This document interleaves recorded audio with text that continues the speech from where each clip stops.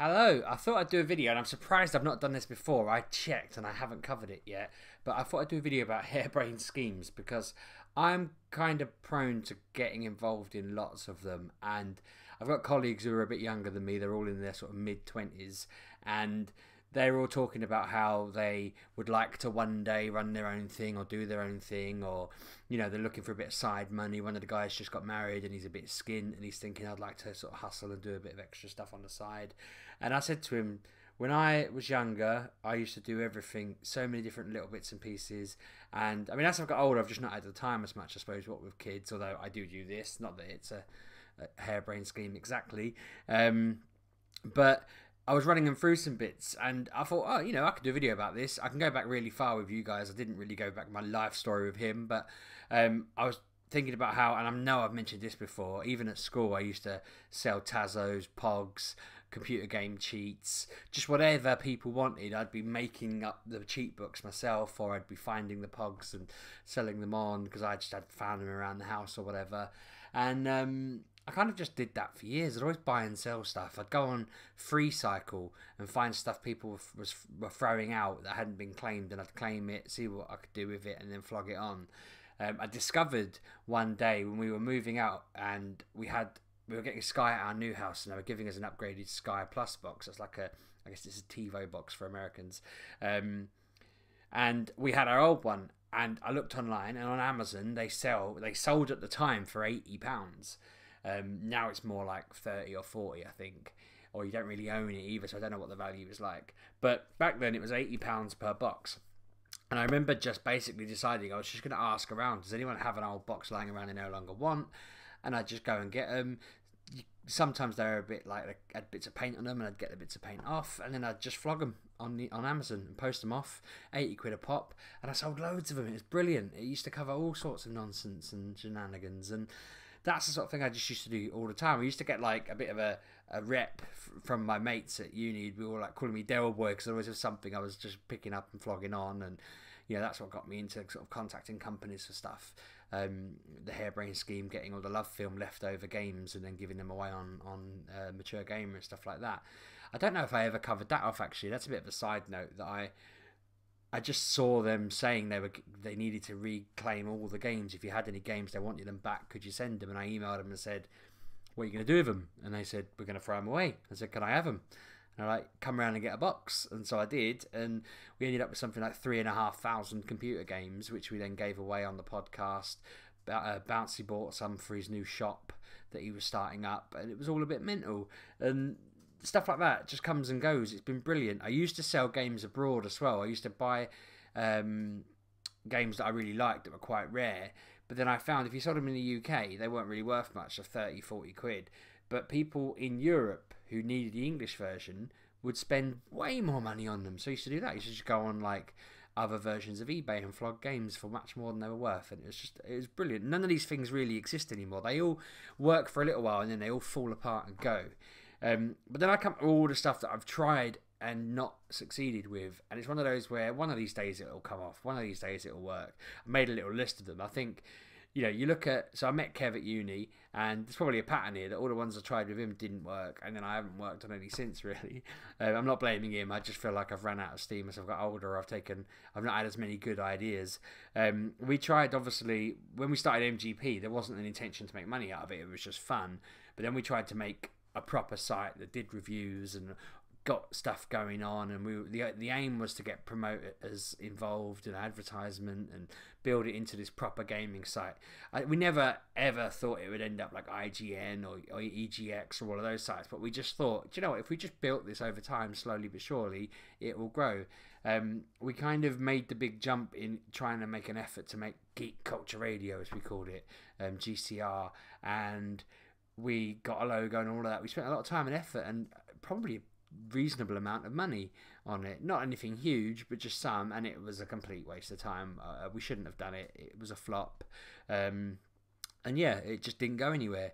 We got into writing the old books. We used to do our we used to do our book writing podcast, our indie publishing adventure, where Kev and I basically churned through writing books, which I really enjoyed. I mean, I love that, and I know I've talked about it on the videos about the books I wrote, and I still have got loads on the go that I'm writing, and I kind of spread myself a bit thin on them. But I think what I missed about the process was that we would basically we'd write out we essentially spent a train journey planning out the book, and then the next train journey going through it again and doing another one, and then we'd just write as much as we could at different parts of it and swap over and edit and swap over and write more, and we'd just keep swapping back and forth like that until we had our whole book written, and it was amazing. And then we'd go through it and edit it and edit and edit and edit and edit, and then once we were happy we'd let someone read it and then we'd release it. Our plan was to build up enough funds from each one to edit more and more and more, but we ended up wasting our funds on some bloke who was going to teach us how to be better writers or some nonsense. He's basically, you know, he felt like if I don't know, it was one of those things where it seemed like a good idea at the time, get involved in his nonsense and his ideas, but I don't think we particularly jumped into it with both feet. He could easily claim we didn't put the effort in to learn from him, and then that was most of our funds gone, and we were just like, meh. He did give us some sage advice about writing characters that weren't middle-aged white men that were basically us, which that definitely stays with me. I think that's basically the one thing that he said to me was, don't just write you in every book you write. So I've always tried to write different characters now, which is, yeah, it has made a difference to how I write. So I guess I did benefit from it, but it did kind of prevent us from cracking on. And Kev never had the time to do it, so I kind of just do it myself now. But frustratingly for me, I don't know all the stick it on Amazon and edit it onto the format that they want and release it part. That was always done by Kev, and he made it sound overcomplicated, so I've never got to the point where I've been confident enough to go and try it. So we didn't really make much out of that. I don't think I ever actually made much at all out of it, thinking about it. I can't think I ever got paid, but I think that's because there was no money. I tried to get into web hosting, which I know I've mentioned, and I bring up now and again. Somebody was saying that they were retiring, so I don't know how old this fella was, but he was ending his web hosting business and needed somebody to take on his customers.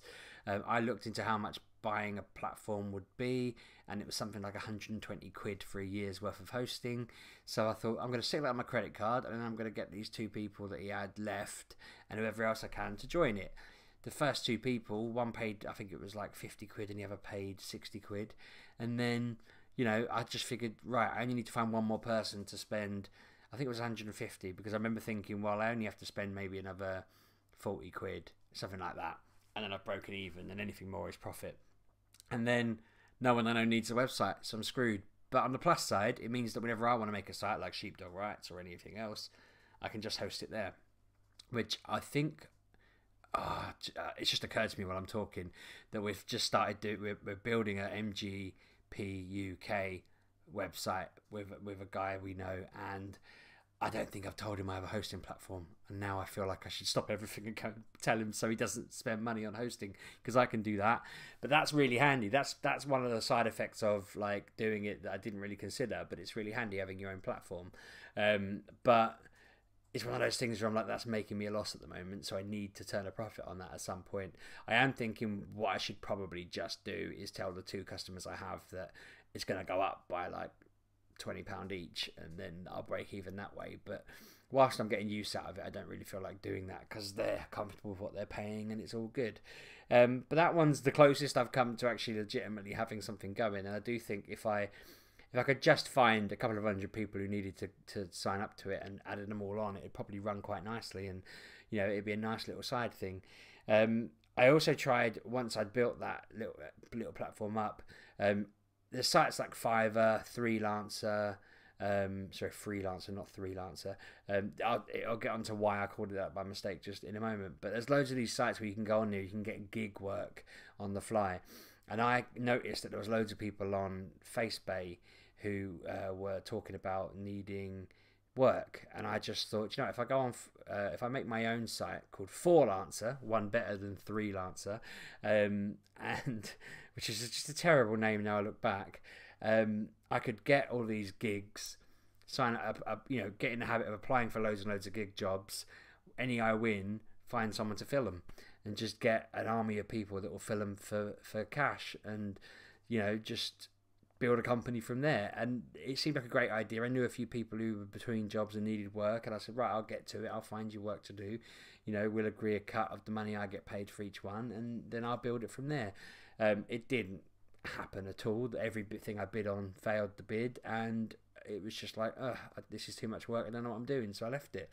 I've had loads of other ideas since then, and it's just like, I don't know. I kind of just think I'm not cut out for any of these harebrained schemes. I should probably just crack on with what I'm doing. You know, look after my family, do my job, cash in, go home, do that, so on and so forth. It is frustrating knowing that ideas are there.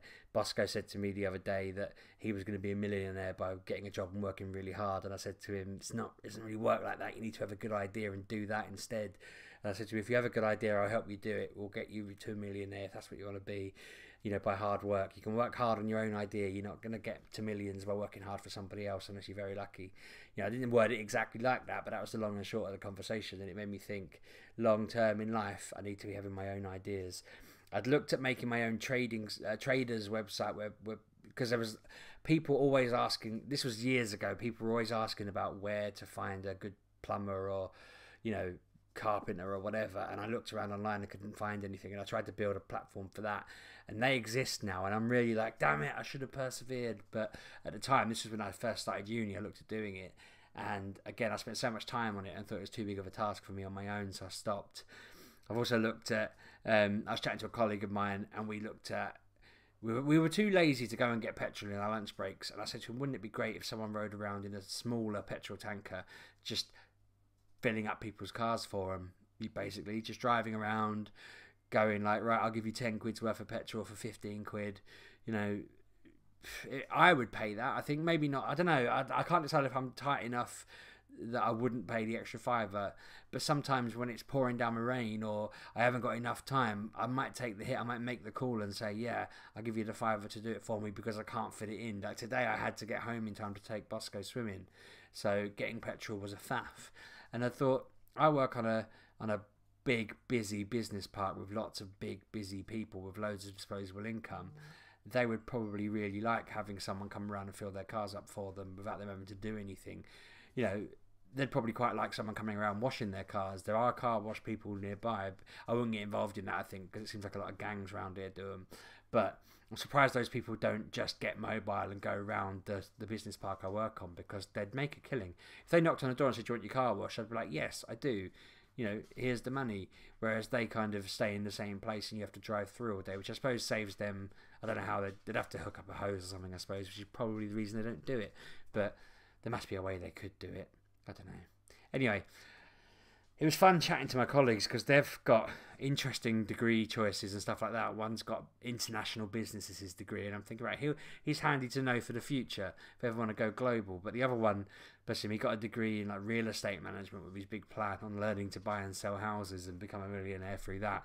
And when he got on his degree, it was nothing like what he expected. And then when he came out, he thought, I don't know why I did that course. And now he sells, cybersecurity with me. And it's like, yeah. Mine's kind of connected. We didn't need our degrees to do our job. Obviously my degrees in basically programming and stuff like that. I've tried making games, I've tried making sites, I've tried web design, I've tried all sorts of IT related stuff. On your own, they're too hard. You need other people who can do it. Most of the stuff that I've tried to do needs other people, unless I'm just buying and selling. But yeah, I love having harebrained schemes. It made me realise I haven't had any in a while. I'm not doing this as a harebrained scheme to make money. You know, it would be delusional of me to think that I could just spin a channel out of doing daily vlogs. If I had a niche idea where I was doing daily vlogs about my dog wanting to go outside right now and looking at me like I'm a monster for not letting her out, and that was somehow a topic that I could just do every single day for the next 20 years, and millions of people would tune in to just watch her look at me like she's staring at me at the moment, then that would be a great theme for a channel, and I'd make millions doing it. But that's not realistic. You know, every good idea has been done, and I can't have any good ideas for some reason. But business-wise, I just think at the moment I'm working in this job, I'm ploughing on and I'm doing it, and I really enjoy it, and I love the people I work with and for. But eventually I think I'll just have this click of an idea, and then I'll be like, right, I'm going to work hard to save the money up and I'm going to go and do it. I was saying to them today that I always say to Mrs. Sheepdog, if I just acquired a lump sum of like 20 grand if I won it on a scratch card or something. She always says I'd be an idiot for doing this, but I always think I would just be like, right, I'm going to hand my notice in. And she's like, that's not enough money. And I'm like, yeah, but I am so convinced that if I could pay the bills for I don't know, 6 months, I'd then be able to just spend that time doing something else, and I'd make more money eventually, or I'd make as much money and then I'd grow from there. And it's interesting because obviously we all know, people who watch me know Kev Lelujo. He's pretty much done that. He's done it on YouTube, which I don't think would work for me, but he has done the whole, he saved enough, he decided he was safe till a certain point, he tried to take off, and he's kind of just flown from there. I just need to have that idea, basically, because he's had his idea and it seems to be working out for him, and I haven't. And I'm not comparing because, you know, I have no interest in doing a Football Manager channel. I don't have the family circumstances that he has, but it's one of those where you're like, if I just had the idea, I could have a crack. And yeah, it's interesting. It's something that is always in the back of my mind, and it's quite a funny one because I'm hoping I've not put it in Bosco's head now that he has to have an idea and it'll bother him as much as it does me. But equally, I'm hoping that if he has an idea by the time he's 15, he'll have spent 10 years thinking about it, but he'll still be 18 years ahead of me. I had to work out how old I was then, which would be quite good. So fingers crossed it works for him, because I don't know, I just haven't had ideas. Anyway, it's been a bit of a waffly one. So thank you very much for watching. I hope you've enjoyed it. What do you do? Have you ever had a harebrained scheme that's worked well for you? Not because I want to steal it, just because I'm interested. I want to know. You know, I'm always interested in hearing what people do. Sometimes it does inspire me. Sometimes I ask questions, or I give, you know, offer ideas up. But I know, like, people that I know do photography, or they do cooking, or they do cake making, or, you know, there's lots of different things, people that do makeup and art. I have no artistic flair, and I really wish I did, because I'd love to be able to just make a picture and put it out for sale or whatever, you know, but I just don't have the artistic flair. But no, let me know what you do. It'd be really interesting, and I want to know. I'm going to wrap it up. Thanks for watching, and I'll see you tomorrow. Subscribe, like, comment, and all that stuff. Cheers.